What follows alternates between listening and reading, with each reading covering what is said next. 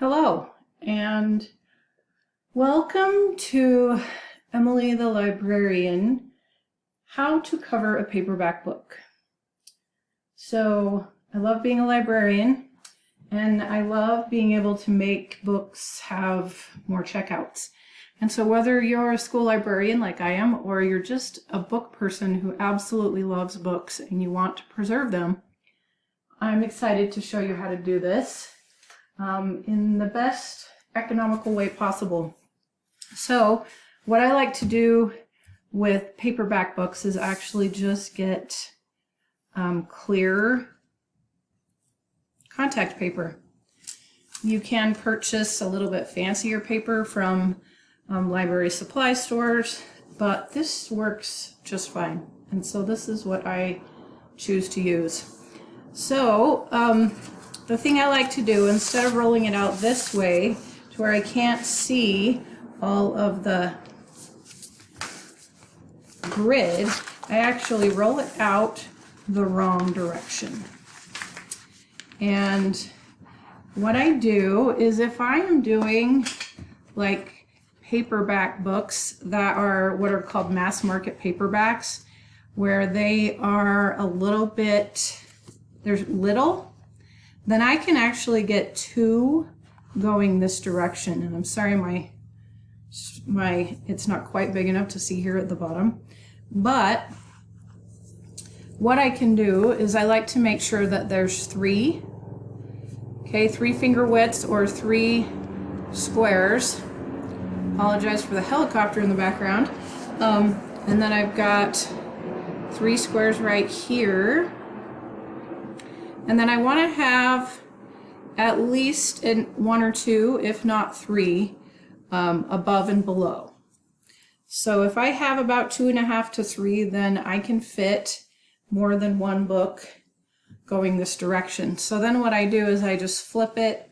So I take advantage of the spine, and then I'm going to flip it like that, and then I can do the same thing with this book. So I'm going to flip it. This one goes just a tiny bit further because it's a little bit thicker. So I'm going to use the Anna Bobbin Lee, and I'm going to go about 3 squares past it.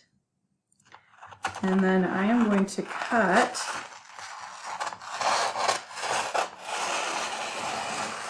my contact paper. Now, the beauty of it is now I can just take this and I can fold it in half and just slightly crease it so that I can see it. And then when I go to open it up, you can see that it's very easy for me to just cut this. And then I have a half for each one of my books. Okay. So I'm going to actually, so that's how you do it if you're doing mass market paperbacks, okay? Now let's say that I have one that's a little bit bigger, okay? You can see the size difference. So this one has at least another 1.5 inches bigger. And so I won't be able to do what I did with the other one. So the way that I do that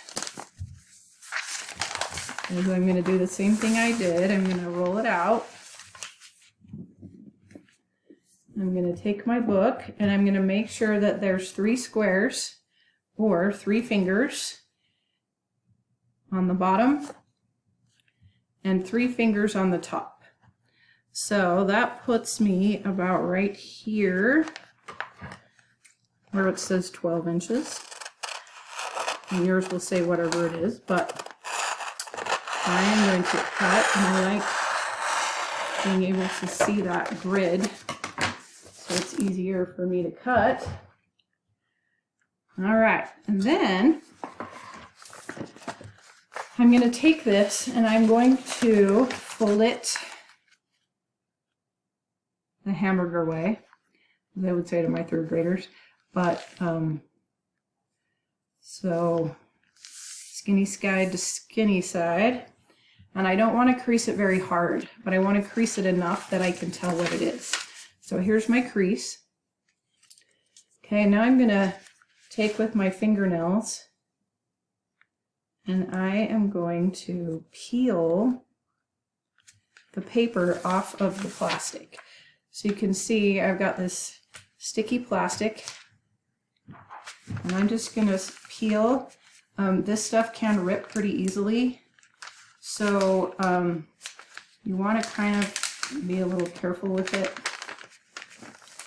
And you're basically going to just hold it with one hand and you're going to peel to just past where you creased it. So here's my crease and it's about 1 inch past that.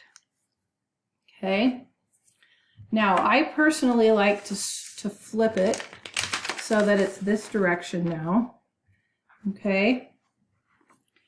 And if you have animals at your house, you are not going to want to make sure that your area is free and clear of any type of cat or dog hair, because this stuff loves that kind of stuff. Okay, so now what I'm going to do is, I've got my crease right here, and I'm going to take the middle of my spine, and I'm going to place it in the middle of that crease. And I want to have an equal amount above and below. So right now I have like 3 fingers here, but I have like almost 4 fingers up here. So I'm just gonna, this stuff is pretty forgiving. That's kind of why I like to use it, but I'm just gonna do my best to get them equally on the top and bottom. It doesn't have to be perfect. Okay.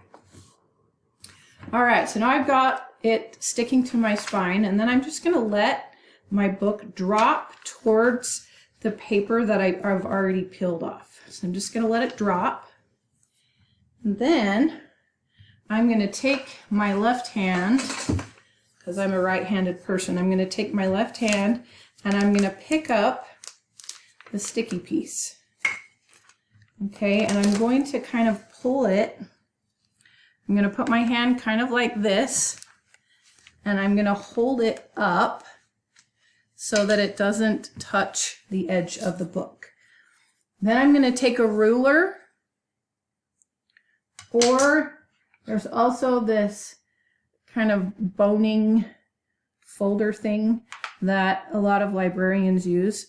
It's not absolutely necessary, and you can see that this one, this folder is a little bit small, so I'm going to actually use the ruler, and I like using a ruler that has a metal edge, and I'm going to kind of push and pull, push back, pull back, push back, pull back very carefully, because I really don't want to get any bubbles. And I like to do the back of the book first, because that is a little more forgiving. Okay, now let's say I do get a bubble in it. It's pretty easy just to lift up and then just get that back down so that there are no bubbles. Now, depending on the book and exactly what the cover is made of, sometimes it's shiny, sometimes it's got some texture to it and things like that, and so sometimes this stuff just doesn't stick very well. I have heard of librarians like heating it up, but now as you can see, I've got a pretty big width here, and it's going to actually go on the inside of the book, but it's not so much that so if I wanted to, if I felt like it was too much, then I could just trim off a couple of inches right here, just to make it a little more equal. But I've decided that I want to have as much plastic on this book, because as the students check it out, they're constantly, it just creates more strength. So I'm going to look at that corner right there, and I am going to cut a triangle using the edge of my triangle as that corner. Okay. And I'm going to do the same thing on the other side. So I'm kind of creating a trapezoid kind of thing. Okay. So I'm cutting off. Now you can see I kind of rounded the corner on this. You can cut it straight or rounded. Because I have so much plastic, I decided to kind of round it a little bit, but that's up to you. And I'll show you on the other side if you trim it what that looks like. So now what I'm going to do is I need to make it so that this bottom part can go underneath my spine. So I'm going to lift it up, and there's always a little bit of glue that's right in here that holds the cover to the pages. And so I'm going to take into account that there's a little bit of glue right there. So I'm just going to go maybe 1/8 of an inch to the left of the edge of that spine. I'm going to do the same thing on the other side, and you'll notice that I'm cutting it at an angle. So I have made it another trapezoid. Okay, so now I'm going to lift up my book cover, or the back of my book, and I'm going to hold the pages up, and I'm going to take this plastic and I'm going to fold it in to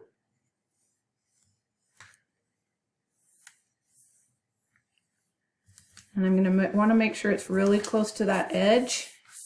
I'm going to fold that inside, and I'm going to take the top, I'm going to fold it over.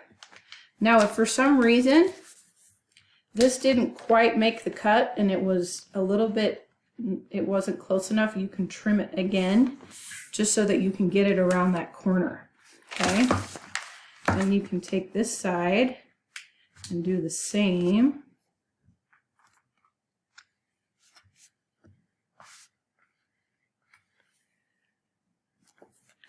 Okay, so now I've folded in all 3 of those. Okay, so the back is looking pretty good. Now I haven't really worried too much about the spine yet because I needed to get that back cover on there and looking good. So now what I'm going to do is I'm going to actually lift up the plastic, and I'm going to knead with my thumbs right along that edge because I do not want to have any bubbles in this. And then I'm going to take my thumb and I'm going to knead that spine. Now I purposely did one that's kind of a thick spine so you can see how to do it. Okay, but on a book that's maybe a little bit thinner, like this one, you won't have to you won't have to work quite as hard. But this book, this one has a really tiny spine.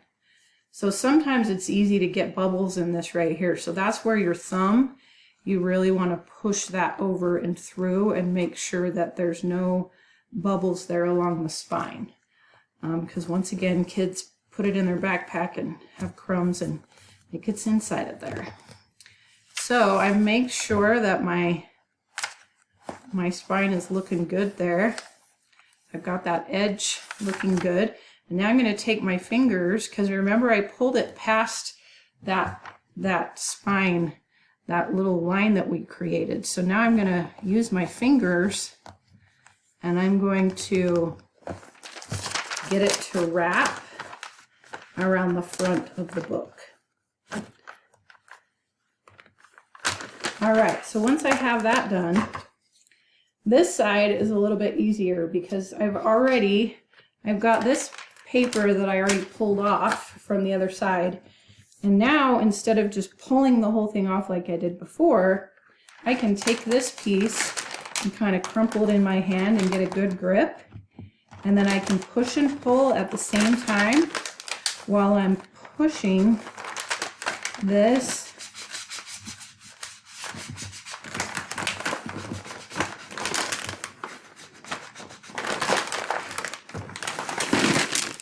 and so it makes it much easier, and then I can just throw that piece away. But you can see how much quicker I did that top one. Now right up here, I did get a little bubble, so I'm going to pull that up.